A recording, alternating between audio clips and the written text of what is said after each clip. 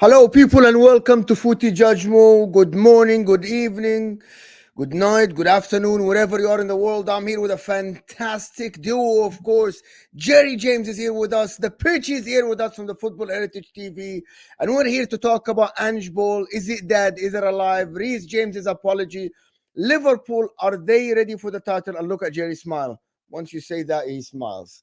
You say Liverpool and title together, and Liverpool fans start smiling, smirking, and they were not ready. Look at this. It's absolutely true. Manchester City with Foden. I've heard it yesterday. Is he being sacrificed for Doku and Alvarez? We'll talk about that, of course, and Arsenal.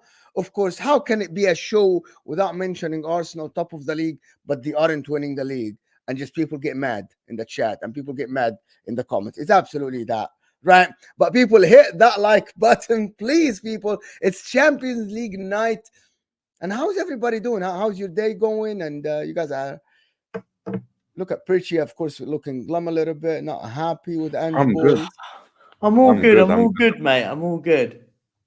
Yes, apart from the football at the moment, because you can't buy a win.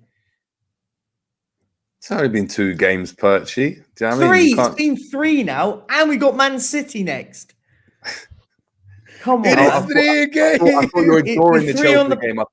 I thought the Chelsea game's just in the back of your mind because of no, don't. I haven't forgotten it. Don't you worry. No, it's yeah. Tottenham's been a bit of a weird one because I thought we played well against Villa. For the first, I thought the first half an hour against Villa, I thought it was the best football I've seen us play in ages. I thought we were outstanding. Villa didn't know what to do with us, but it seems to be a pattern. It peters out after about 60 minutes, and we give teams opportunities. 100%. So if we can start there, to be honest, or we can start with the Liverpool game. I think let's get Spurs out of the way, and then we can talk about Liverpool. Let's get Spurs out of the way. I actually agree with you. You looked absolutely sensational in the first,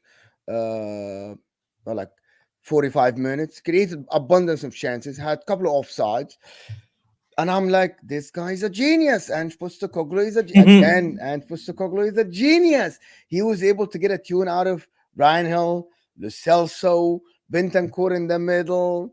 And I don't know who else played in the middle, but Emerson Royal looked all right, and then everything fell apart again, Perchy. Because he insists on doing the same thing. Well, listen, I think the thing is, just for me on this one is the key bit is, first thing, team selection, I respect it. Give it a bit of a change up, gamble a little bit. Listen, we can't play the same defensive midfielders every week and expect one of them to be creative. So he shuffles the deck, puts the Celso into centre midfield, moves Kulusevski into a 10 role, and then puts Johnson on the right, Brian Hill on the left, Son down the middle. Don't play a centre half. We'll play 4 fullbacks. Why not? Let's give it a go and gamble it. Right, okay. First half an hour, as I mentioned just at the top of the show, thought we were outstanding. Brilliant. Some of the best football I've seen us play. And Bentancur was at the absolute heart of every bit of it. Brilliant. I thought Lo Celso was brilliant for the first half specifically. But the key thing with Tottenham at the moment is we're not clinical. We're lacking that. What you want to see from your team when you are in your pomp and you're playing well is to score goals, right? Scored 1. By the way, thought it was a good goal by Lo Celso. Yeah, it takes deflection, but I think it's a brilliant goal. But the key bit I always say, we could have easily been 2-0 up in 5 minutes. Heck, the game could have been 3-2 in the first 10 minutes. I mean, Villa had a couple of absolute glorious opportunities in 10 minutes into the game. Spurs had a couple of brilliant chances. Udogie's got to do better. And Kulusevski, by the way, has to score that one in about the 3rd minute. He hits the post with an open goal. How's he done it?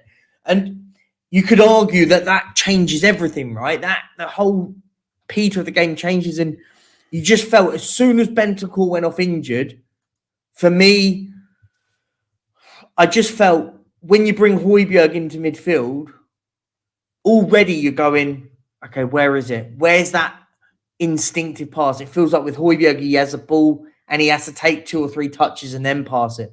Bentancur gets it, passes it, moves it, plays those breaks defenses apart by those passes. And for me, it was a shame to see him go off because I thought it was brilliant.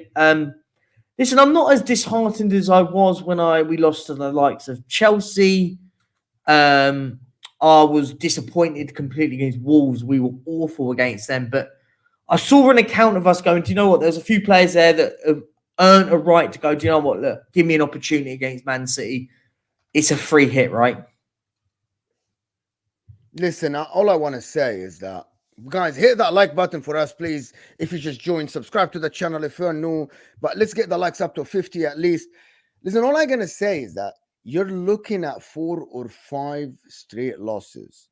And there is no team that should accept 4 or 5 losses. Yes, you're playing good football. I was talking to Will the other day, and it looks like they're waiting for the players to come back. But that means you can only play with the players you have in the starting 11.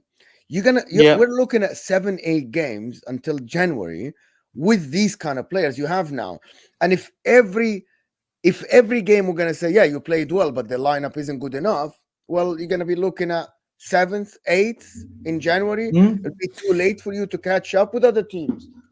I get your perspective. I totally agree. Listen, I'm very critical when it comes to Tottenham. You know me. I'll say it how it is. I always will do.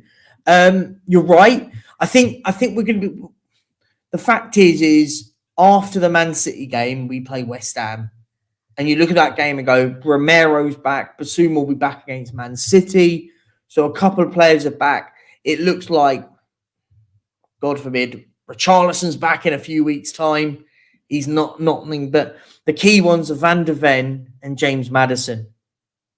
They're massive. Like, I don't think people realise when they watch. I think a lot of fans go, "Oh, Spurs have lost again." Blah blah. I don't think they realise how much James Maddison just does something for us.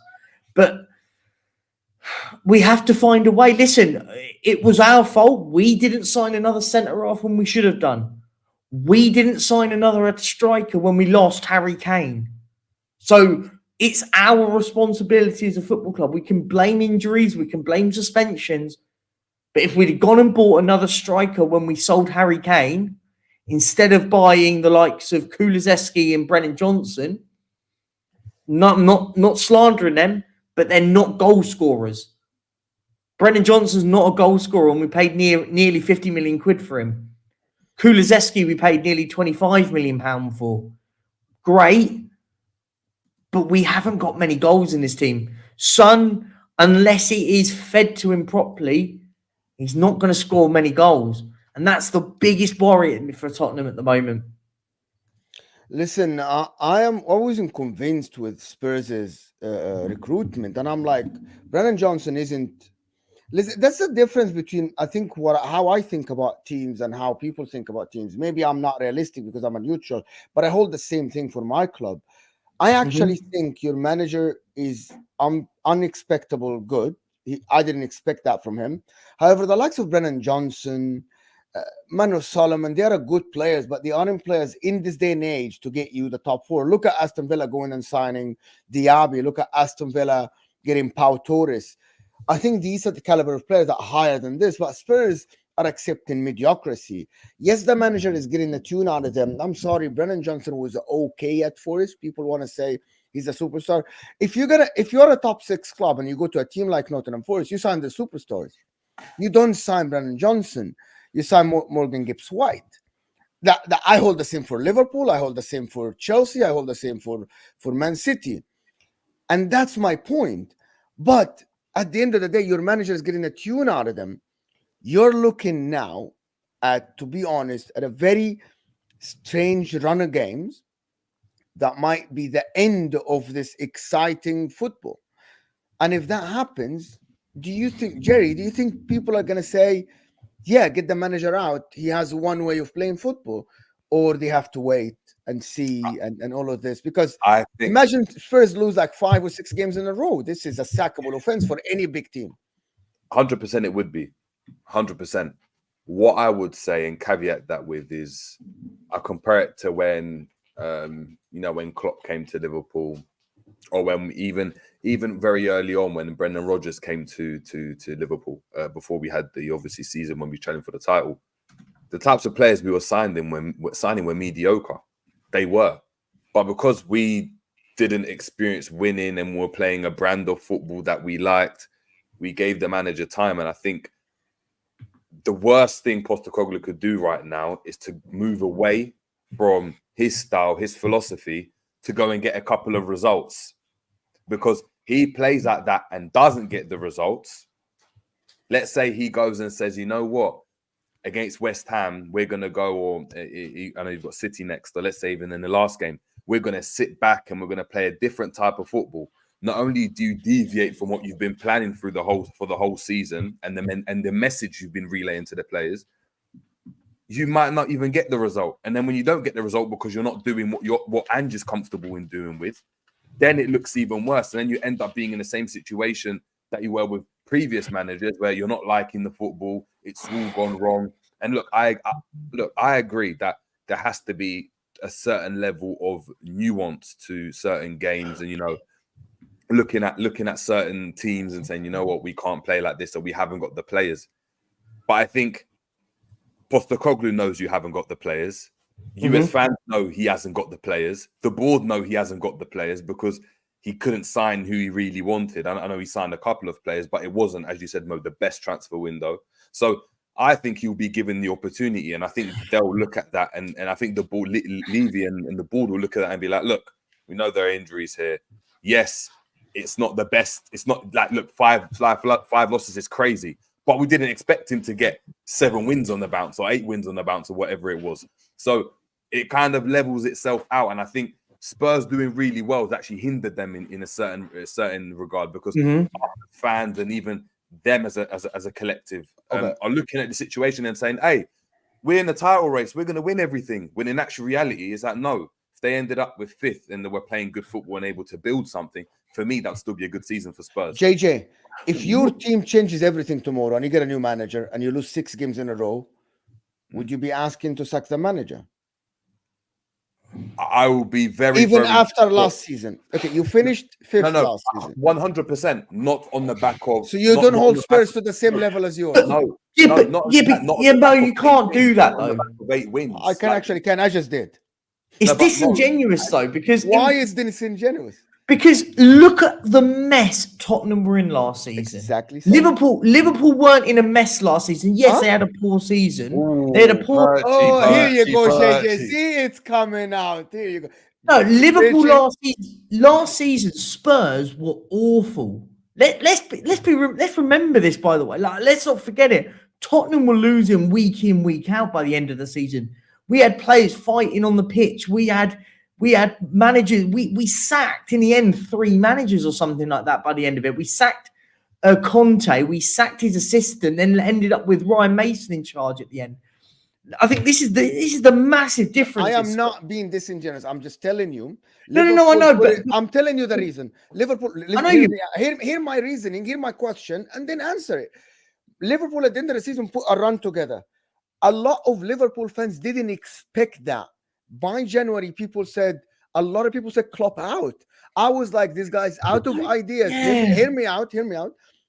And by the way, the signs were there. He had to change the way he played football completely.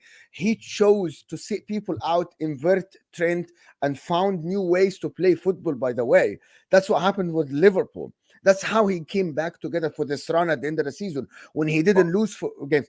Let me finish. If he didn't do that and Liverpool kept losing, he was sacked and you got a new manager, whoever the manager is, right? Yes.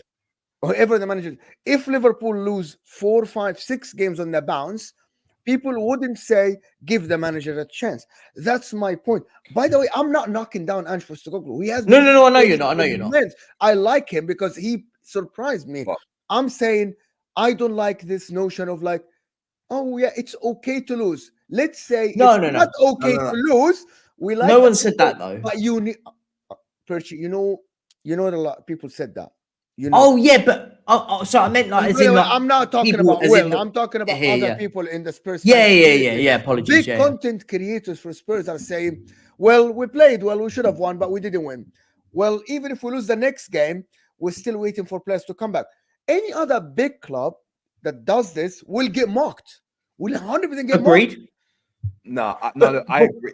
Sorry, go on, Perchy, go on. So I'll just say, but what I would say is I always try and use my start of season system, and I stand by everything I said at the start of the season. I said, and people will laugh, but hear me out. Hear the wording I say. I don't care where Tottenham finish next season, as in at the start of the season, as long as we don't get relegated. Of course, if we're in a relegation battle, then you get rid of the manager. For me, at the moment, we were such a mess last season that we needed open heart surgery. We didn't need to paper over and put some plasters on players and get a couple of good ones in. We needed open heart surgery. We needed to gut out 10 players, bring in another 10. And for me, that doesn't happen over one transfer window. I know my football club in the sense of Daniel Levy and what Daniel Levy will do. I know full damn well that we're not going to go and make drastic changes. I knew it wasn't going to happen. I knew full damn well it wasn't. I think what I see from a lot, and you're right, by the way, Mo, what I do agree with is when people sit and go, oh, we played well, but we didn't win. It doesn't matter. No. Of course it matters. You have to hold a level of standard and a level of understanding. That's not what I will say, though, is what we've got at the moment is a build and a process. I think I resemble this very similar and slightly different circumstances, but similar in the same sense of Liverpool when they signed Klopp. Liverpool, when they signed Klopp, had a load of players there that he had to mould into this new style of play. I remember we battered Liverpool at Wembley. I remember that 4-1. I was there. My mum's a Liverpool fan. She was next to me. I had a great time. But my point being is those sort of moments where there was maybe I've gone a bit too ahead of myself in that sense. But in the idea of is Liverpool had to go through this bad spell at the start of the Klopp era. Then what they did is they invested in him, brought in the likes of Alisson, Van Dijk, and more to put them into the conversations with Manchester City. Yeah, I'm not saying that we're going to be there anytime soon because I know how we operate as a football club. But would I want this manager to be sacked before the end of the season? No. Because the difference is where the difference is where you go, oh, if they lose 5 or 6 games on the bounce, fans will want managers out. I get that. But I see a philosophy and an ideology under Ange Postecoglou right now that I go, do you know what? I can back that. I know it's not going to be easy. I treated this season like a roller coaster. We're going to have a lot of highs and a lot of downs. It's going to be like that all season. Perchy, and that's exactly what it is that as a fan base, the majority see an identity and they've seen the good of it. Mo, you keep going back to saying if Liverpool got a new manager and we went on 5-game loss. Yeah, but not if we had gone and won 8 games in a row when we're playing fantastic football and we looked at this team and thought they were garbage, but they were doing that. I go back to in 2021, Liverpool, the COVID season. We went we were on like an 8-game winless streak. We lost the most amount of games at home in Liverpool's history. I think it was 6. We had a poor time as well. But guess what? The majority of the fan base were saying, oh, but, we have injuries. Van Dijk is out. Fabinho had to play at centre-back. We had Henderson at centre-back. And the season before, we had been at the summit of the league, 25 points clear of everyone. Do you know what I mean? Well, the season after you're right. No one really got onto Liverpool about that. I know some fans were saying, oh, you guys have fallen off, one-season wonders and stuff. But as a whole, everyone was looking at it and saying, oh, yeah, but look, there's injuries. They haven't got a centre-back. Joe Gomez is out. Van Dijk is out. They've got Henderson, Fabinho playing out at the back. So, do you know what I mean? We have to kind of compartmentalize what's going on at Spurs. I think, look, the Chelsea game is unlucky. The Chelsea game is very unlucky. The Wolves game, I mean, that's a game you should have been. How you lose that? The Wolves game is an example, right? They were absolutely. We were awful. The Wolves game. Here's the example. JJ, you were 1-0 up. But we didn't deserve anything in that game. I'll be honest. But my point being is just to sort of go full circle on it. If we played like we did against Wolves for the whole of this season, and I put all of it, not just the 3 games that we've lost, I mean the whole of it, and we played like that, but we were winning games. I go, hang on, this is like what I saw all last season on Antonio Conte. It's awful. That I would have a problem with. I always say, like, we play some amazing football. What we haven't got at the moment is fitness. And when I say fitness, I mean at the level that we want to play at. You can't press at that high level for 90 minutes. There's no teams in the Premier League that can do it. There's no teams in the world that press at that level for 90 minutes. It just doesn't happen. What we need to do at the moment and what we've got to work on, and the manager's got to find the right balance. And I think it's sort of something you mentioned earlier, Mo, about it, was the balance in the press, about a plan B. Now, I don't think we can press for 90 minutes. I don't think any team can, as I just mentioned. But we need to find a way where we're not going gung-ho all the time. I haven't got a problem with it, by the way. I thought we played brilliant. But the problem is, when you allow teams like Aston Villa, who are one of the best attacking teams in the league, a knackered squad in the second half, they'll pick your bones out. And that's what they did, really. They had all of the ball in the second half. Ollie Watkins, not Diaby, it was Bailey, sorry. Bailey ran the show second half. And that was because we were tired, and the tiredness set in. But it is what it is, right? Listen, as I said to you, I haven't got any ambition. Ambition is the wrong word. Optimism in the sense of where we finish. I said I don't care. As long as I can see the implementations of where we are, and I can see us improving on the pitch and off the pitch when it comes to the strategy and the recruitment strategy at Tottenham Hotspur, because for the last decade, it's been absolutely awful. I wish you all the best. All I'm hearing Most Smiley, that's when you hear. I wish you all the best, and all I'm hearing is as long as we look all right, as long as we look all right, as long as we're improving, I'm fine with it, which is fine. Listen, here's my I respect Spurs fans. The reason why, they have standards, but their standards are, I want to play good football, I want to win, but I want to play good football as well at the same time. I respect it, right? You want to improve because you were shambles last year, you were shambles the year before under Nuno and Mourinho, you were shambles at that time, like Conte's first season, I thought it was all right. If you tell me it's a process, and I believe that Ange Postecoglou, from what I've seen, to be honest, can steer the ship into the right direction, right? Yep. I like that, and I like what I'm seeing. My problem with it, I told you, it's just one thing, is accepting losses within when the process is happening. I don't do that. I don't accept it. And for me, the manager has to adapt, and that's what you literally said. That's what you literally said. You literally said. Yeah, I agree with that. Yeah, the manager's got to adapt. You can't. For example, you can't. What I use the example of, you can't. If you're going to go gung ho like that, that's admirable and following your principles. But if you've got players that have no pace and no energy, you're setting yourself up for failure. You're setting 11 men up to fail because you're not setting up right. So, but it's all about the long term thing for me. I look further past than the end of this season. I look at the season after that, the season after that, and how we're going to build. But that's the way I look at it. Personally. Can I say something? To be honest, and just to be the last thing about Spurs, and this people are not going to like that. The first 11 for Spurs, including James Maddison, Bissouma, Van de Ven, Romero, are very competitive, and I can arguably say they are comfortably the fourth best starting 11 in the league. Comfortably, without a question in my head, under this manager. But again, injuries happen, and I didn't expect you to have these many injuries.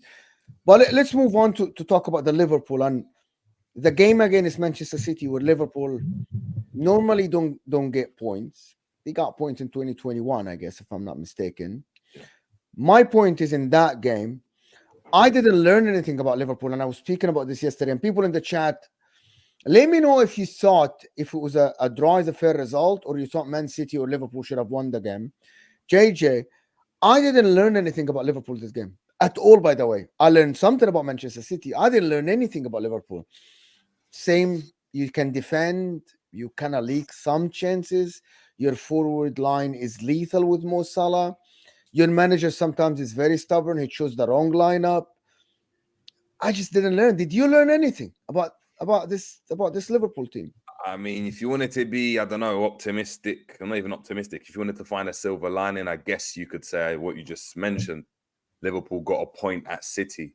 And the same argument they're using for, Arsenal or, do you know what I mean, when they got a result at City saying, when they beat them, and it was like, oh, look, they've beaten that hoodoo. I mean, we took points of them at home. But if I'm going to be deadly honest, we were poor in that game. We were poor. Actually poor. Yeah, we were, because you're a downer, man. You're a downer. Pardon? You're a downer, man.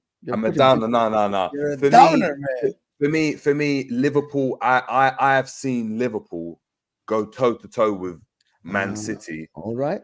I've seen them go toe to toe. I've seen them go and believe they are on the same level as City, and I think that in that game, they didn't feel as though they were on the level of City. I think they were going into that game as, yes, we are underdogs, and I know Klopp likes to play that card, but that performance felt to me like an underdog performance.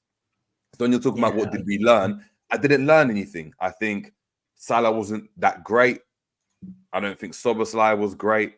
I think Klopp made some good substitutions. I mean, they made a difference in the game. I know Diaz and Gravenberch coming on made a difference. But if I'm being deadly on, we know Trent, but we're not learning anything. We know Trent, has quality.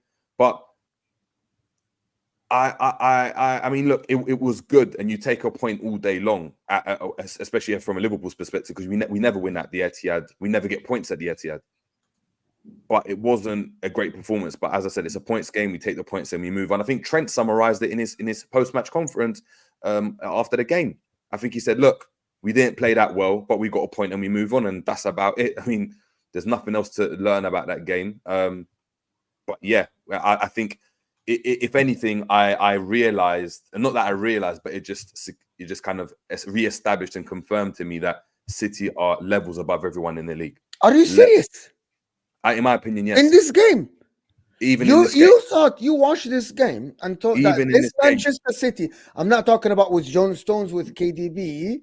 Yes, I'm talking about this particular team. You watched this game and thought that Man City are levels above everybody else. Yes. In what term? Through the in the way in which the patterns in the game. I think the way they dealt with Liverpool's transition. I don't think they dealt with it too well. I think, of course, they're a team that's still building, but again, that's what you're mentioning. Without KDB, without Gundogan, without all these players, the best centre half and the best player. That's the point. That's what I'm saying. That even without these players, they're still able to go and dominate games like this. Let's be real with it though. Man City missed chance after chance, and I was watching the game, and it was at the time City were leading. I went, every opportunity they missed. I went, Liverpool, all you've got to do is give Liverpool one opportunity. Liverpool they had nearly 70% possession. Man City, they dominated the game, but they didn't finish the dinner. And every time it stays at 1-0, you go, Liverpool can get a goal in this. Like Liverpool can get something out of this game, and it felt like a bit like a smash and grab when Trent scored and stuff. Like when Trent scores, you thought, oh, they've nicked a point here. Like, let's be honest, Man City lost 2 points, Liverpool gained a point in a sense. It felt like that sort of game. I thought it's one of those days in the office and Man City will go, if we took our chances, we win 3-1 and we wipe our hands and we move on to the Champions League. It felt really like that, to be honest.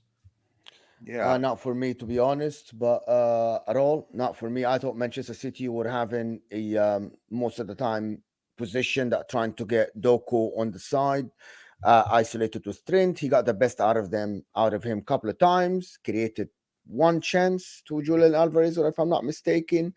Man City crossed many times for far post for someone that doesn't exist because Doku didn't make the run. Man City had 60% position only at the Etihad against the Liverpool team that willingly were comfortably sitting back.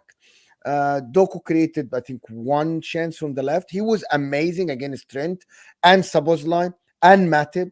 By the way, he's a 21 years old that went against 3 players. In my opinion, I thought Manchester City didn't create 2 clear-cut chances, if I'm not mistaken. The one for Haaland and the one for Alvarez that he missed. Liverpool had a couple of chances as well. Liverpool got into good positions. I thought this game proved that Liverpool, when they are bad, they still were able to get a point from this brilliant But- Man City team that you guys saying. Man City team were not lethal, as you guys said. But We're not Mo, but Mo, clinical, but that's part of the game. But that's No, not. let's, No, but let's be fair. Sorry, Matt. I was just saying, let's be fair. Man City got disallowed one of the worst decisions. How is he Absolutely disallowed wrong. that? I can explain it once you're done. I'm gonna explain it. No. But like, I see that and I go, like, it's not. This isn't just a Liverpool thing. I just think goalkeepers get protected. Like, you can't even touch a goalkeeper now in a box, and it's a foul. For me, that getting disallowed was an absolute shambles. But I look at, I just maybe I just see it and I just go, this Man City team, if they wanted to, like they just did on the day, that it just didn't. They didn't score the goals to win the game. They probably, and that disallowed goal should have counted. And I think what we're saying is, and remember, I'm not saying that was the best Man City performance. I'm saying what I learned from that game is that they are levels above everyone else, because City weren't great. I think Pep, the fans seemed like proper. The Etihad was literally the Etihad in that game. The atmosphere was absolutely terrible. You got Pep trying to raise the spirits of the fans because they can't get up for a game, which is arguably one of the biggest games in the Premier League in the last 5 years or so. Without their best players, we're still able to go and play like that. And Pep did what I thought he wasn't going to do, because he spoke about it last week. And he actually went more direct than I thought. He played Doku and he still played Alvarez, when I thought he would have played a midfielder in there. So he went and essentially went, okay, we're going to go attack for attack, and we're going to go direct for direct with Liverpool and see how we can do that whilst trying to dominate possession. And that's what worries me as a fan of just the Premier League, because it's like, oh, okay, well, when they get their players back and when they can go and they've got more options and their starters come back, and once the likes of Doku acclimatized to themselves and the likes of, Guardiola gets better, as they do later on in the season, when they pick up in January, February, who's got a chance right now? That's the. You're right. We do this every year, and then it gets to February. It gets to like the end of January, beginning of February, and then Man City go, right, here we go. Let's win the league now. Oh. It happens every year. Like I say this to you all the time. Every year let's watch when it gets to February, and they go, win. I think it's hope. Win, I think it's hope win. that somebody else wins it, right? Like we have to. I can see it from your eyes. It's hope. Of course it is. Of course it is. But let me just explain a couple of things. The goal was disallowed, and I explained myself many times to my viewers, so I'm going to explain it to you, and that's my opinion. I grew up in an era when the goalkeeper is trying to catch a ball. You cannot just challenge the goalkeeper with your body. There are three elements in this one. Number one, Akanji wasn't playing the ball. He barged into Alisson when trying to catch a ball in the air. He had his hand on a shoulder. I can't sit here from my seat and judge the force. All I can see is a hand on someone's shoulder making an arm go down in comparison with the other arm, so you cannot catch a ball. That's what I'm stating facts, okay? You can be subjective about other things. These are objectives. He barged into him when he was trying to catch the ball. He had his arm on his shoulder. Akanji wasn't playing the ball. Was it soft? Was it a soft contact? I'll give you that. Did it look soft? Yes. The referee called it on the field as a free kick. The VAR, if I'm in the VAR room, remember, the referee called it as a free kick. The VAR went to looked at the videos and said, all right, we see the contact, we see the hand. What is our reason to overturn it? What were they going to tell the referee? There was no contact? No, there was contact. There was no hand? There was a hand. Was Akanji playing? Was Akanji challenging for the ball? No, there is a difference between you jump high and you challenge for the ball. These are the reasons why the goal didn't stand. And I think they're very valid reasons. There was no reason for the referee to overturn the decision on the pitch, because there was no evidence that the referee didn't see a contact or didn't see a hand or Akanji was playing the goal. Simple. If a defender does that to attacker, is it a penalty? So hold on. Okay, see what I'm. Okay, give me a second. Because for me, let me explain it to you again. I'm gonna see if a defender barged in, if an attacker barged into a defender. It's not about that. By the way, the goalkeepers are protected differently than defenders. The reason why, because when you raise your hand and in your air, anything that prevents you from catching the ball with your hand. If I put my hand on here, I won't be. If you put your hands on my shoulder, I won't be able to catch a ball because I need the force to catch the ball. Let me ask you a question. If a forward barged into a defender when they were playing the ball and not playing the ball, and the referee called it on the pitch, if there is contact, Do you think for your team the VAR should overturn that and give it as a goal or something if you scored? No matter what the force is, if a referee called it on the pitch, it's a simple.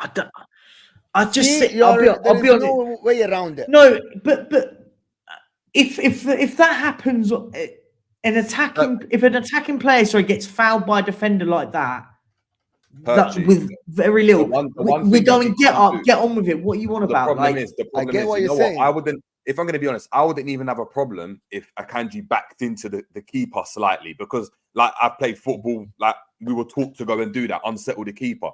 On the arm, the hand on the arm, that's where it's, do you know what I mean? You can't judge, as Mo said, the force. Maybe Alisson was proper strong and didn't flop his arm. If Alisson went, he just grabbed my arm in that situation and wanted to flop like some players do, it would have looked like it's a stronger challenge than it might have been or wasn't. So for me, once he put that There arm was on, no on guys. his arm, I get the The bottom line is justification. it was soft. The bottom line is it was soft, but there was no evidence for the VAR room to tell the referee, yes, you got it wrong. There was no contact. He didn't barge into him. You have to overturn it and give the goal away. If you guys are saying that, it's soft, we agree with you. But you got, like, a lot of people are trying to make this like it was never a free kick on a goalkeeper. No. I think in this day, in 2023, it's a foul. I'm looking at by it. the way, it's not. This is I'm sorry. Let me cut you here. Back in the days, I grew up playing football, and I'm 38 years old. We knew challenging a goalkeeper in a 6-yard box when they're trying to catch a ball is a free kick, no matter what. Actually, they gotten softer lately. Remember, back in the days, you can't challenge a goalkeeper catching the ball. That was the 1900 2000. Now it gotten softer a little bit. Now players can challenge goalkeepers. Back in the days, you can never challenge a goalkeeper. I think we're all old enough here to remember that. Our coaches told your us. point, but goalkeepers were always protected. I remember Thank you. Always, I know they are, but it's like I remember Karius, even De Gea, when he first came into the league, was getting protected so many times because he'd be barged or whatever, and he was quite flimsy at the time. And Man United would just get away with it because it's like, oh, he looks shaky, but you know, it's a foul on the keeper and we play on. Yes. I don't know, but let's move on from that and then look at the Manchester City. And I want to look at one particular player that got a little bit of criticism from people that aren't Man City fans. Phil Foden, because we said Kevin De Bruyne is out. A lot of people, I actually think Phil Foden is having a good season. Let me do these super chats because they actually, that's Jones was rubbish. Curtis Jones was absolutely atrocious, Michael. I agree with you 100%. I agree with you. And I think every Liverpool fan will say that even. But Michael Ramsey, I'm going to tell you, you want to talk about Szoboszlai, you want to mention only Jones because people like to do that. Exactly. People don't like to mention that the superstar Szoboszlai was having an atrocious game, that Mohamed Salah was pocketed by Nathan Ake, who just coming back from injury. Yes, he got the assist, but so Haaland got the goal, but people said Haaland second half, you weren't moving enough, you weren't doing a lot in the second half. I'm going to hold the same energy for the superstars. When you call a player superstar, you expect them to perform. You expect them to perform. Right? Like, we don't hold Szoboszlai to the same level, I'm sorry, as Jordan Henderson at the last days. I don't hold Szoboszlai to the same level as Morgan Gibbs-White or Amadou Onana for Everton. I'm holding Szoboszlai. But people don't like to mention that. If you're going to tell me Szoboszlai is still developing, he's one of the good players, we're talking. But you guys are not doing that, including you, Michael Ramsey. That I know you guys say Szoboszlai is this and that. Call out your players when they don't perform, superstars or not superstars. That's my point. Oh, Sava's here and saying, how the boss is here now? The boss is here. How on earth is that a penalty? Which one? Back in the days, this was never even given. I agree, it was never going to be a penalty. Mo is waffling, it's softer than ever. Okay, if I'm waffling, it's JJ waffling, and it's Perchy I'm going to get clips. I haven't waffled. Whoa. Don't throw me under the bus. You agreed with me, Perchy, that back in the days, let me just say the statement. You disagree with me. Let me say the statement that I think you agreed with me on first.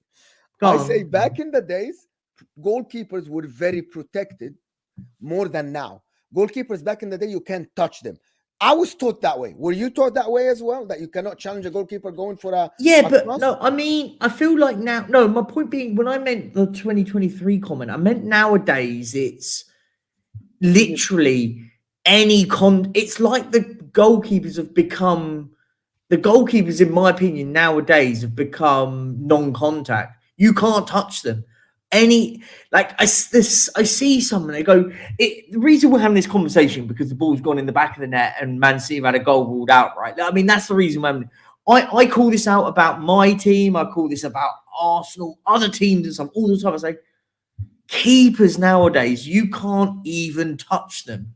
Is my point. I agree. You can't. No, I think now you can touch goalkeepers back in the day. I don't believe on that. I disagree with that, but I actually when you say back in the day, to understand, when do you mean back in the day? 2000s or 90s, you cannot touch a goalkeeper going for a cross. Back in the days. Oh, so for me, 2090s, you could. That's a different thing. If you're talking about the 2010s, maybe I remember that we had Mignolet in goal, and he got saved so many times because he's gone for a cross, flapped at it, but the striker maybe's backed into him just a tiny bit, and it's been like, no, it's a penalty, or no, not a penalty. Now it's foul, keeper's ball. Nowadays, I think even you have to remember as well. I think when you look at keepers just even like when he used to come for balls, we always thought the keeper's going to come with his knee. He's going to jump up with his knee. No keepers don't even do that anymore. So I think it's a two-way street, because if keepers do that and go into the back of someone, that's a penalty now. Back in the day, it was just keep. What I mean is like, I don't get this. It should have been overturned, that the goal should have stood, but the guy called it not a goal in the pitch. But I want to move on from the referee with 42 minutes because I want to talk about this Foden thing, because I think it's a big thing. The Foden narrative goes in circles. We'll have 5 solid games and 1 subpar, and people say he is not performing. Anyone who wishes City knows Foden been solid. Foden has been good, and I want to get the guys' opinions on Foden, to be honest. He has been good, but I actually think because Doku being electric, and that's not something bad about Foden, the field is tilted to the left. Does that make sense? Everything from Manchester City is going through the left. Doku, get Doku on the ball. Let's get Doku on the ball. And people forgotten about Foden at some games. That's my point. Foden is absolutely immense. I actually believe Foden is one of the most talented youngsters in the league at the moment. He's 23. I love Foden. Like when he's on the ball, he glides past player. I think he can pass, he can shoot, he can do everything, in my opinion. The problem is the field is tilted to the other side this season. Look at Doku's touches. He touches the ball 90 times. Foden, who is not only a winger, Foden is a winger / a midfielder, touched the ball only 50 times. And I think some games it's kind of like it looks like they're not using Foden. Savas corrected me in saying that Chelsea, they got Foden on the ball. Maybe I can't remember every game, but I'm looking at this Liverpool game, specifically this Liverpool game. The numbers say that Foden touched the ball 50 times. Doku touched it, I think, 89 times. And is he being sacrificed? And if Kevin De Bruyne comes back, do we believe that Manchester, like Bernardo is going to go back to the right and KDB is going to be in the middle? Do you guys believe that? Or do you think Foden is still going to play? Is he droppable for City? No, but I think with Man City, I love Phil Foden, by the way, so I don't care what anyone says. I think Phil Foden's an absolute incredible football player. Yes. I think he's so talented. What Man City have put themselves into a category now, which is absolutely what you want to be at. It's not about dropping and starting. They pick a team for the occasion. So yeah, there'll be an occasion where he won't start Phil Foden or he won't start Doku. That's why if any of you in the chat here or guys play FPL, picking Man City players is a nightmare because you never know which ones he's going to pick because he picks for the occasion, not for the best 11, so to speak, in air quotes. Like, they've got such an attacking array of talent. Jack Grealish, Bernardo Silva, Doku, De Bruyne, Foden, Haaland, Alvarez, a collection of attacking options where they go, do you know what? Today, what we're going to do, we're going to pick this one for this one for that one, for that game, for whatever reason. Doku's your impact player that can run at your fullback. Foden Foden's your tricky winger, very in a similar, not exactly the same, but similar to like a Grealish. So what they've got is an array of talent where what they're all good at, they can all play a variety of positions. And for me, that's the beauty of Man City's attack. For me, I don't think when we say, oh, he's going to get dropped, I don't think it works like that with Man City. They go, we're not going to start you today because we're going to do this for that and the other. Yeah, I get what you're saying. I get what you're saying. Couple of things here about KDB. Regan's ghosted the whole game. He didn't ghost, by the way. He had a couple of shots. He was not bad at all, Foden, but he wasn't as effective. And maybe Tsimikas did a good job on him, to be honest. But I thought Liverpool even were doubling more on Doku, in my opinion, doubling more on Doku. But yeah, I think he's not ghosted, but. The future for Foden, I'm not sure. Michael Ramsey, I see your super chat. I'm going to do it now. Do we see Foden as a winger, as a midfielder? Anybody here can answer that? I don't think anyone can. I think that's his biggest problem.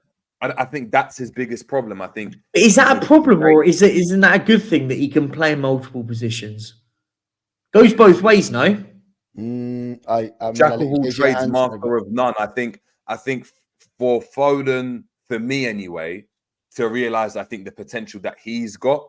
When you look at De Bruyne, they're not playing. De Bruyne's played out wide for Wolfsburg. He's played out wide for Chelsea. He doesn't play out wide for Man City. Do you know what I mean? Because he is that top dog, and that's I think the level he needs to aspire to. I think his best position would be a number 10 role. I like him as a 10. Does a 10 really exist now in football in the same way it did? I don't know. I know what you mean. I get your point. It doesn't. So when I look at Foden, it's always going to be a problem because where are his best performances? Out wide as a winger? But isn't that exactly what's so good about this Man City team, that they all interchange and they can all play out in areas? Like, we sit there, everyone talks about versatility of players, but then we also then we can't have the same argument and say, oh, well, they're not masters of it. I think what Man City have done and what Guardiola's done brilliantly at the moment is he has turned a group of players. I think the likes of Jack Grealish, I would have said, he's more of a natural number 10 in the way he plays. Plays brilliant out on the left. Do you know what I mean? Foden, again, another one I'd say naturally probably a number 10, but can play out on the left, can play out on the right. Isn't that exactly why Man City are so good? Well, from speaking to some from some Man City fans, I may be wrong, but the few I've spoken to, they always thought that the progression for Foden and for Grealish, being similar players, was for them to start off on the wings to understand the game, right? Not being in a central position and then transitioning into the centre and becoming De Bruyne, Gundogan replacements as they were. Do I see that happening now? Foden's been in the first team for a long time now, a long time. Yet he's now being preferred in that kind of behind the striker role. They're preferring Alvarez in that position. I thought they might play Foden, they didn't. Out wide, you're now seeing Doku being played there more, and I think, for the benefit of maybe Man City, but to the detriment of Foden, ultimately, City fans will only care if Man City are doing well, ultimately. You know, they're being so direct with Haaland and Doku that the likes of Foden that wants to be a bit more intricate is not good. There's not going to be a space for him. If they still had Riyad Mahrez, I think there will be. He will go down. Foden would still play out wide. I think they'd play Mahrez and Doku. I don't think Mahrez. You mean Mahrez left, right? Yeah. I'm saying if they had Mahrez. I'm saying if they had. If they had, but that we're talking about now. I mean, he's not there anymore. But my point is here on that conversation is that I think Phil Foden is everything what's so good about Man City. Everything about him resembles Man City. He's come through their academy, trained under one of the best managers to ever live in Pep Guardiola, and he can play a variety of positions. I think it's an absolute incentive for a young kid. He's still young, by the way. He's still a young lad. He's what, 24? I can't. Maybe even younger than that. Actually, I'm not gonna lie. Being young, like, do you know what I mean? I don't look at football from an age perspective. I look at the amount of games you've gone and played. If you're playing football from when you're 16, I'm not saying He's Foden played did. loads. Yeah, he's played That's my point. He's played loads. He's played loads, and the best players that have ever gone and played the game, you're never going and debating. Oh, I don't know where could you play him? Is he a number 10? Is he this? I'm not too sure. You don't say that. Rightfully so.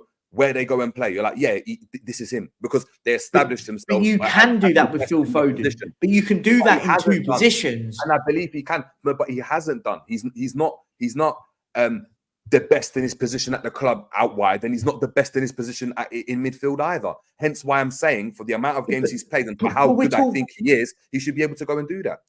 Here's an example. I'll move it to I'll change the sort of subject for a second, because Man City's an anomaly in here. Phil Foden is probably the best left winger that you could put in to the majority of the Premier League. So whatever team you put him in, he'd be the best left winger. It'd be amazing. Anyone from Arsenal and down, I think he fits in and he'll be their best player on that position. Easy. Arsenal and down. But see, this is where it's a bit disingenuous, because you're looking at a Man City team that are such a well-won old machine that we're assuming that we're going to get the same Foden playing for Man City just dropped into this team. You go and look at, for example, Foden for England. A lot of England fans talk about, Foden being a great talent, but not really performing for England and not really being able to deliver in the same way. I mean, it's hard to judge it when you've got an absolute moron in charge of England. But I get you. I do get what you're saying. But that's my point. If he was, it's like with anyone. If he was that great, and I believe he can be that great, they'll be playing him no matter what. They'll be playing him no matter what. Yet we're seeing Grealish play ahead of him in games. I've seen Mount play ahead of him in certain games, which is mind-boggling, because he's another player that you just don't know his best position either. But that's the problem with Foden right now, is when you're really good at everything, you struggle to establish yourself in that team, which makes you more indispensable, which means that, okay, for this game, it's easy to drop you out, because if I need to bring you on, I can bring you on in X position and you can do a job for me. Whereas for me, the amount of games he's played and how talented he is, I'd want him to be like, okay, he's that left winger. If you want to go and play him left winger, I think we're doing such a disservice of one of the best talents in this country right now. I genuinely think it's such a disservice. I think Phil Foden is one of the best players we've got in this country. He's one of those he's the one you look at with the likes of Jude Bellingham and go, we need to start building our England team around these lads. I agree. Foden, Grealish, Bellingham, all of these young, very technically gifted football players, they're the ones we build them around. I think Phil Foden walks into, as I said, I don't think he gets... You're talking to Jerry, it's not me. Like, I'm not. No. I'm just saying. I'm talking. Like, I think apart from, I don't think he gets in at Liverpool, and I don't think. I mean, and we're obviously not Man City. I think the rest of the Premier League, he walks into their team, hands down. I don't think it's a debate. I think apart from Liverpool's probably the only other team I'd say would go right now, probably not. But I think you'd have to have the conversation about him going into Liverpool. The rest, I don't think it's a debate. Well, put it this way. When you're talking about Foden, because of his ability, of course, like, I would take him any day of the week. Any day of the week, I think he's that good. What I'm saying is that for the amount of games he's played, for the amount of experience he's got, for the age that he's at right now, I'd want him to be established in that City team. But he's not established. He is established, though. But he's not an established. For how good he is, established isn't like Diogo Jota at Liverpool. It's like, you start games and some games Man you're on City, the bench and sometimes you play out left. And no matter what game it is, every big game you go and start. De Bruyne, if he's available, 99% of the time. But he doesn't know. De Bruyne, he drops De Bruyne for games. There's only two players. There's only two players. Yeah, but there's only two players, I'd say, at Man City that are established. Erling Haaland and Edison. The rest, he will pick the right players for the right positions at the right times. That's how I see it. I genuinely see with the way it is. He has to play Erling Haaland. You can't not put in a 36 league goal scorer not in your team. That would be madness. But the rest of them are shuffled about depending on who you play. For example, he will drop a Kevin De Bruyne if they've got a Champions League game and will put someone in there. What they have is they've got a massive squad, but they all play games. And I see it, and that's how I see it. No, but they do. But Champions League final, you can only play 11 on the pitch. It's not rotating because you've got the next week in mind, and you've got a double header against someone. It's no. It's just cool. We're playing the Champions League final. De Bruyne starts. Rodri starts. Champions League final, okay. Yes, and Foden for me is so talented for the amount of games he's played, for what he's won, for how long he's been in the team. I'd expect him to be one of the names on that team sheet that starts. That's my point. When I look back at Liverpool, you just knew. It doesn't matter. But who's to say he wouldn't be though? We could have played, but he isn't. That's my point. Is that he isn't. He's not had a sustained. He's the because they have so many players in those positions that they use the right. If the team that they're playing against and Foden is the right player to play against that team in the final, he plays. If Jeremy Doku is the right player for that position for the team that they're playing against, he's the one that starts. Same on the other side with Bernardo Silva, etc. For me, I hear it with certain positions, but like I'm saying, for me, for how highly I rate Foden, and maybe I'm rating him too high. Maybe I've just got to say he's a good player amongst other good players. Hence why you can rotate him about, because he's a good player, but depending on the situation, you're playing in certain situations. But I've never heard that with a Zidane. I've never heard that with like Haaland. I've never heard that with a Gerrard or even a Harry Kane. I've never heard, certain games we're going to go and drop them. It's no. No matter what the game, Salah, no matter what the game is, if it's a big game they're playing. Yeah, but Salah's your best player. You don't drop your best player. I believe. I'm not saying Foden's the best player at Man City, though. Yeah, but that's what I'm saying. For how good Foden for me is from an ability perspective, for how long he's been at the team, he should be one of. He should right now, as soon as Gundogan left, he should have been the one to seamlessly come in for me. The fact that I don't see him as a deep midfielder though, like a deeper midfielder. I see him as a wide man or as a 10. But the way that Guardiola sets his team up, he sets them up for the team he plays against. He does it seamlessly. But I think we have to be fair with this. The difference is using Mo Salah is a bit of an unfair dispute. We're talking about Liverpool's best player. Use the example of a Jota or a Diaz. They don't play every week. That's my point. I don't look at those players as, oh my god, they're Klopp does exactly. But doesn't Klopp do exactly the same? Depending on the opposition, he'll pick a front three basing on the opposition he plays against. If we've got to play some big boys up top, I'll start at Darwin Núñez. If I think I can break the lines well, I'll play the likes of Gakpo, Diaz, players that can interchange and get in between the lines. That's exactly what he does with Phil Foden. I think that's when you're looking at players where there isn't a large enough kind of discrepancy in their abilities. So if I'm looking at Jota and Diaz, if we're being honest, you can have a preference on who you prefer, but there's not too much difference on their ability. I mean, one of them can have a great game scoring, one of them is better at something else, the other one isn't. Jota's is a better finisher than Diaz. Diaz is a better dribbler. I'm saying Foden, when we're talking about Foden, I think he is that good. As you said, England should be basing their team around him. If England should be basing their team around him, right, alongside Bellingham, are you saying City shouldn't be doing the same thing? Because City have built their team around De Bruyne. Just because he can miss the odd game, but they built their team around, and that's my point. That's what I'm saying. De Bruyne is what, 33, 34 now? Foden should be coming into this team now and being the heir to it, because I think he's that good. Now, if you're telling me who's to say he won't be? As I said, he's what, 24? And played and played a massive amount of games. Okay, here you go. Yeah, exactly. Saba here is saying, stop this now. Foden has played 200 games in 4 years, 58 goals and 34 assists. This guy is not talking the truth. He's talking about Jerry. 200 games in 4 years in that squad. I think it's a lot. I think when you play a lot. But again, Foden is very talented. I hear both arguments. I believe in football all my life. I believe it's either you're Kevin De Bruyne, where you can play an attacking midfielder, and then you can drop a little bit deeper in the middle, and you can play a little bit deeper, but you're still so good, and you provide immense number of goals and assists that it's all right if you drop deep, or you make a position yours. Pep Guardiola has the likes of Diaz, Edison, Haaland, based on people's talk, Jack Grealish last year, right? Now this year, Kyle Walker. At the end of last year, it was Bernardo Silva making that right winger his, by the way.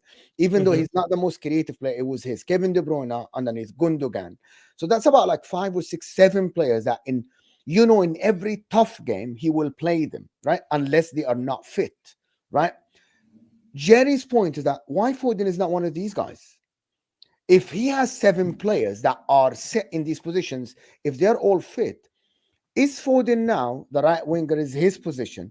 If people sit and tell me, yes, we think that Phil Foden is a right winger now, this is his position, no matter who comes into Manchester City, I'm going to give an example. No matter who comes in to Arsenal, Bukayo Saka is going to be the right winger. No matter who comes into Liverpool, Mohamed Salah is going to be the right winger. No matter who comes into Spurs, if James Maddison is fit, he is the number 10. No question about it, right? If everybody's fit at Manchester City, do you sit here and guarantee that Phil Foden, this is his position and it's not going to be Bernardo, Alvarez behind Haaland, KDB? Does anybody sit here and tell me with full mouth that if KDB comes back fit, he's not going to start? Or he's going to No, because that's not. I've not made that point though. Rodri. What about Rodri? What about Diaz? Let me name the name. But as I mentioned earlier, Manchester City, apart from the likes of Edison, Kevin De Bruyne when fit, in Haaland, apart from really those 3, Rodri, and Rodri, Gundogan when he was last season. Yeah, but that okay. And what are we talking? What are we talking about here? We're talking about the spine of the team, right? You make your point, Perchy. You make your point by cutting the names. The more you cut the names that started at the end of last season, the more you make your point. Bernardo doesn't start every single week. Bernardo, at the end of the season, he was. This season, he hasn't started every single game. This is the thing. He was injured, if I'm not mistaken. I get you. He did have a bit of an injury, but I get your point. The premise of my argument here is, if you're a top player, listen, Perchy, it's a simple. If you're a top player, we should not be sitting before a game saying, even for Manchester City, by the way, are you starting or not starting? Manchester City. I get that. But Man City have got a good enough squad. I'll flip it. I'll use the Saka argument. Yes, please. If Phil Foden was playing at Arsenal, Bukayo Saka's not. Saka isn't starting every single week. I think that's different. Saka's starting every single week. Single week. No, let me prove to you. He's a better football player. No, let me tell you. You say that, right? Who's easier to play with, Arsenal this year as an attacking or Manchester City? Simple answer. And there's only one good answer here. Who's easier as an attacking player to play for this year? Arsenal, who has been 16th or 15th in terms of creating chances, or Manchester City this year as an attacking player?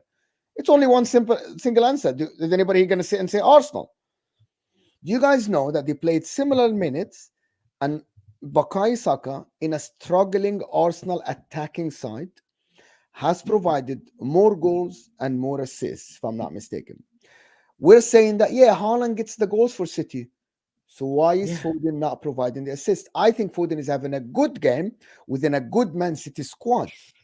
But if we're going to hold the same energy for everybody, Mohamed Salah is having way more goals and assists than both of them. Bukayo Saka, who is people have been criticizing this year, is having more GA than Foden. I believe that when everybody's fit at Man City, I cannot sit here with full mouth and say, yes, this is Phil Foden's position. He's undroppable in this position. That's the whole argument. But I can say that about a lot of players, but the continuation for this sentence is, but I can say that about a lot of players at City. I don't think you can say a lot of players at City that are undroppable.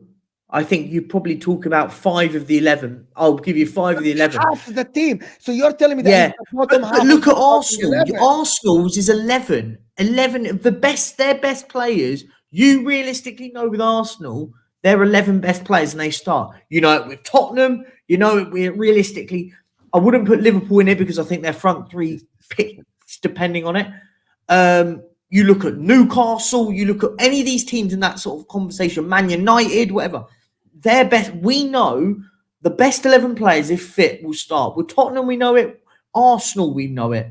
Let's not be disingenuous in that sense, because five Man City players, the rest of them, that back four changes a lot. Fantastic. No, Diaz doesn't change a lot. Walker is here, doesn't change a lot. My point is, that's exactly our point. So you're telling me that Foden, with all this talent, cannot get himself into the top 5 players that make a position. This is mine. No matter who's available, because they've got so many different players in that attacking at the same level. Then at the same level with Foden, that's what you're saying. No, not necessarily at the same level. They could all, because it's not all binary like that. Life's not like that. Imagine this Perchy, but imagine this Perchy. You spoke about Haaland and saying, "Oh yeah, Haaland's undroppable." Yeah, Haaland's the most Salah of Liverpool in that sense. You can't say that about Alvarez. Julian Alvarez is a forward / a right winger / plays all over the park. Exactly, but he does it. So that's what we're saying. So we're saying that. We're saying exactly that. Yeah, that's exactly what we're saying. You're saying that, it's Julian Alvarez, Bernardo, Foden, Doku, Grealish. It's interchangeable. That means Foden, unless you tell me that all 5 players. I'll ask a question here. I'll use your argument again. Who's the better player, Luis Diaz or Diego Jota? Just pick 2 Liverpool attackers. They're all the same level, just like really. I think Diaz is a better. I think Diaz is a better player, but he plays Jota in certain examples. But the same with the likes of. But that's the point. That's a testament to how bad Diaz has been. I don't think Diaz has been bad. Oh, we're not. I think Diaz is a great player. You don't let me finish, guys. You don't let me finish. That's a testament to how Diaz has not lived up to the potential that you think he has. When a player like Diego Jota starts ahead of you, because you don't hold Diego Jota to that level, that's a testament to, you didn't live up to your potential. You have had this all great talent. If you are equal to Diego Jota, well, I think you have to look at yourself in the mirror and say, maybe I'm not living up to the potential. Or Jurgen Klopp's going, do you know what? Depending on who we're going to play, I'm going to play this front 3 against this team. Isn't that exactly what Pep Guardiola is doing? If Diaz, if let's use the Diaz and Jota thing too. If you're holding Diaz in this regard and you've got Jota down here, I don't have him down there. I think they're relatively similar in a sense, but I don't think they're not miles apart. Then, because I could go and tell you that Jota's a better finisher. Jota's got better link-up play. Diaz sometimes doesn't have the best idea. But that's exactly my point. That's my point. So you're putting them on the same level. I'm saying they're different. That's why he picks a certain one for a certain example. Exactly. But they might be different. But if the difference between the players was that great, right? Like Ben Doku right now has got more pace than Salah. He's faster. For certain games, we've never ever seen a big game where Klopp's gone, you know what, we're gonna go and drop Salah because we're gonna go and play this. No. We could have brought in Doku ourselves. Doku's never, ever playing ahead of Salah in a big game, ever. What I'm saying is I think Foden is good enough on an ability level to separate himself from the pack. But I'm saying he's now 24 years old. He's played this amount of games, 200. I mean, Sava said 200 games. I'm going to go with that stat, although I think it's probably a bit more. But he's played 200 games in 4 years now, and he hasn't separated himself from the pack. He's still part of this collective of Grealish, Doku, Bernardo Silva, Alvarez, and stuff. So if we're saying that, then is Foden as important or as good as a player as I think? You know what? He's 23 years old. Do you know, Perchy, the difference between us? We actually think that Phil Foden is so talented that he should have done that. But you are saying that he is talented, yes, but he hasn't done that. We actually think that we're actually saying that Foden is better than what you're saying. That's the difference. Me and Jerry here are defending. Our argument is that we're defending his talent. We're actually saying the guy is so talented, he should do that. You are saying, but he does do it though. But you miss my point here. My point here is that the way Guardiola does things, he doesn't need to rely on every single winger or every single attacking player. He rotates to keep players into the team. He's marvellous. You know, and it's exactly everything which, whenever I hear of Spurs fans, and I can't believe now I'm turning on to it, when they go, we can't sign someone because we've got James Maddison. We can't sign a winger because we've got Kulusevski. We can't sign a winger because we've got the thingy of Brennan Johnson on the left, sorry, or whatever. We can't sign a striker because I had it for years, by the way. We can't sign a striker to sit behind Harry Kane. Of course you can.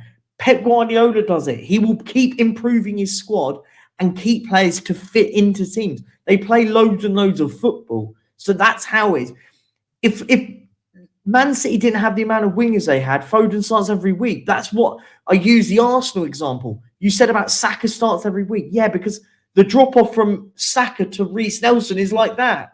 Phil Foden is surrounded with quality because he's quality as well.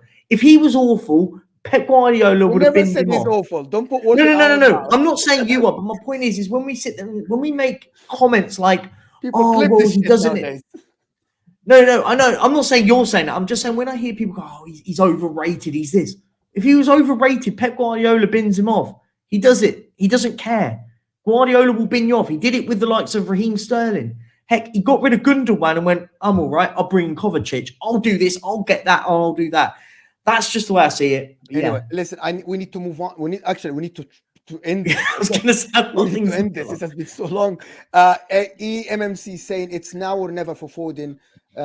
Baldy is ruining him. Should leave to fulfill his potential like Cole Palmer. Oh my God.